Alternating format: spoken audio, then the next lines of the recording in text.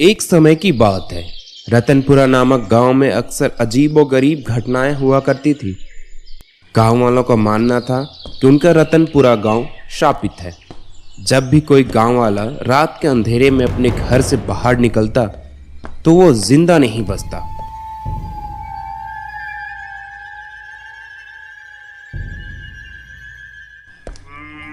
एक दिन गांव का गोपो किसान अपनी गाय के साथ रात के अंधेरे में अपने घर जा रहा था। अरे रात काफी हो गई है, मुझे जल्दी निकलना चाहिए था, लेकिन ये गौरी जंगल में चढ़ने लग गई। अब देखो देर हो गई। गौरी अब चल जल्दी से। इस गांव के रात के अंधेरे में बहुत अनोनी घटनाएं होती रहती है। गोपू डरता हुआ अपनी गाय के साथ गांव में प्रवेश करता है तो उसे रास्ते के सामने लाठी के सहारे खड़ा एक बूढ़ा दिखाई पड़ता है, जो दिखने में काफी डरावना लग रहा था। अच्छा तो तू आ ही गए। अच्छा हुआ कोई तो रात के अंधेरे में बाहर निकला है। बहुत दिन हो गए किसी इंसान का खून नहीं पिया। आज तो मजा आ जाएगा। शिकार खुद चल कर आया है। हा हा हा हा। कौन हो तुम? हमें जाने दो, हमको अपने घर जाना है। ये सब सुनकर गोपू बहुत डर जाता है और वहां से अपनी गाय के साथ भागने लगता है। भाग, अरे तेज भाग मेरी गौरी, नहीं तो आज हम दोनों नहीं बच पाएंगे। तभी वो बूढ़ा आदमी उसके सामने आ जाता है। अपनी मायावी शक्तियों से गोपू को मार डालता है, उसके बाद उसके गाय को भी। अगली सुबह ये खबर गांव वालों को पता चलती है। गांव के लोग ये जानकर बहुत हैरान हो जाते हैं। अरे भैया, सुना है उस मायावी बूढ़े ने कल रात गोपू किसान और उसकी गाय को मार डाला। भैया ये अच्छा नहीं हुआ। हाँ भैया, अब इस गांव में रहने में भी डर लगता है, लेकिन क्या करें भैया, गांव छोड़कर भी तो नहीं जा सकते हैं ना। गोपू किसान की मरने की खबर उसके घर पहुंचती है। गोपू किसान का बेटा पप्पू जोर जोर से रोने लगता है। पप्पू रोते रोते गांव के पास वाले जंगल में चला जाता है। तभी पप्पू की रोने की आवाज सुनकर एक अजीब सा दिखने वाला आदमी सामने आता है। पप्पू उसे देखकर हैरान हो जाता है।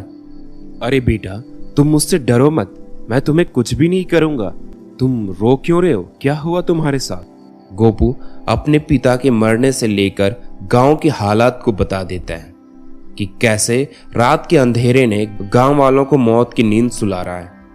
बाबा, क्या आप हमारे गांव की समस्या दूर कर सकते हैं? आपकी बड़ी कृपा होगी।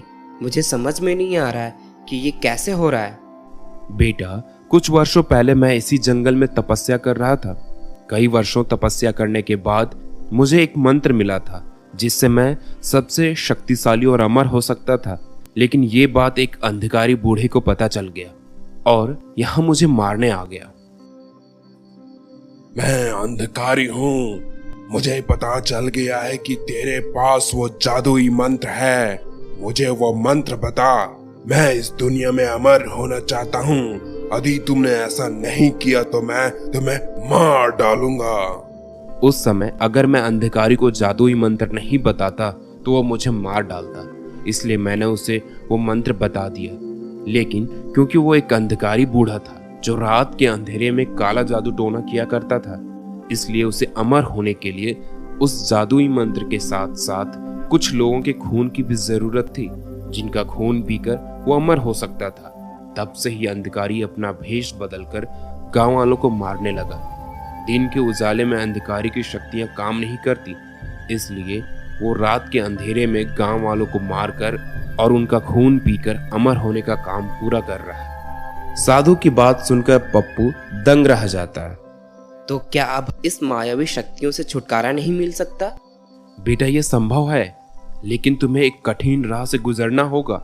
वो बूढ़ा ही अंधकारी है जो तुम्हारे गांव वालों को रात के अंधेरे में मारा करता है।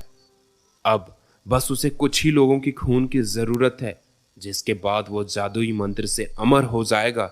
अगर ऐसा हुआ तो इस गांव में कभी भी खुशहाली नहीं होगी।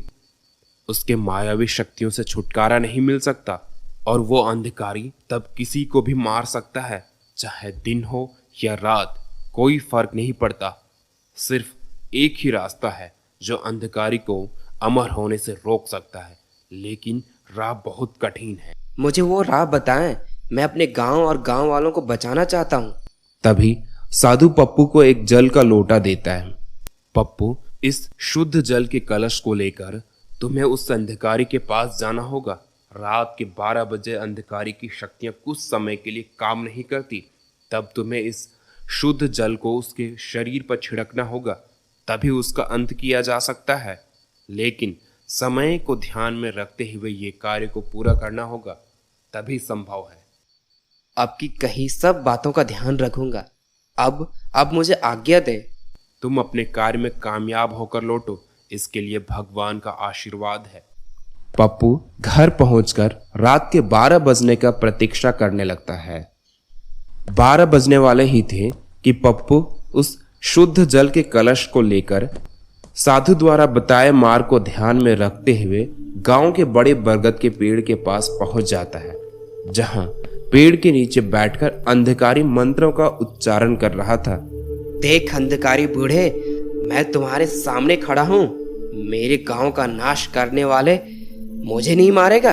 देख, मैं तुम्हारे ठीक सामने खड़ा हूँ, आजा। क्या बात है, आज खुद शिकारी के पास आया है।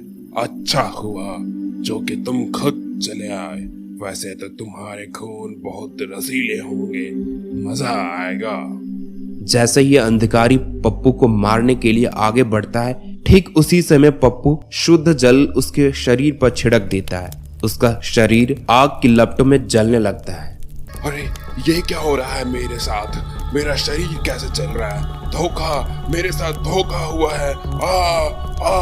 नहीं, किसी को नहीं छोड़ूंगा, बचाओ। तब वो साधु कुछ गांव वालों के साथ पप्पू के पास आते हैं। बहुत बहुत धन्यवाद आपका। आपके कारण ही मैं अपने गांव और गांव वालों को इस मायावी शक्तियों से मुक्ति दिला पाया। वाह पप्पू, तुम सच में बहुत बहादुर और साहसी हो। तुमने उस अंधकारी बूढ़े से इस गांव को और गांव वालों को हमेशा के लिए मुक्त कर दिया है। अब वो बहुत दूर जा चुका है। अब तुम्हारा गांव शापित नहीं रहा बेटा। तुम सब अब बड़े खुशहाली के साथ जीवन व्यतीत कर सकते हो, और ये सब तुम्हारे कारण हुआ है पप्पू। अच्छा, अब मैं चलता हूँ। ये सब सुनकर गांव वाले पप्पू और साधु की धन्यवाद करने लगते हैं। अरे वाह बेटा, तुमने जो अपने गांव और गांव वालों के लिए किया है वो कोई नहीं कर सकता था। तू वाकई ही हमारे गांव के लिए नायाब हीरे हो। और हाँ, हम सब तुम्हें पाकर धन्य हो गए बेटा। अब तुम अकेले नहीं, हम सब गांव वाले तुम्हारे साथ हैं।